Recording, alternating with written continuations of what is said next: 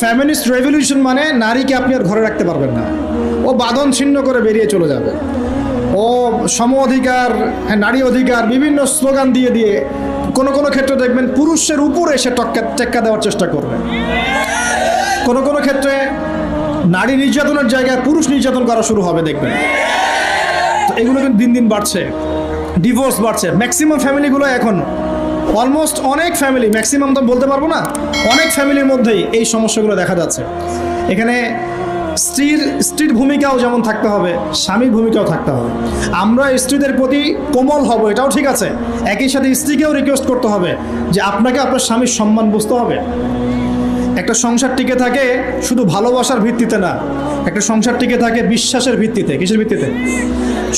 সংসারে বিশ্বাস থাকতে হবে, আমানতদারিতা থাকতে হবে, পরস্পর সম্মানবোধ থাকবে, শ্রদ্ধাবোধ থাকবে, একে অপরের প্রবলেমস শেয়ার করতে হবে। এটা জরুরি না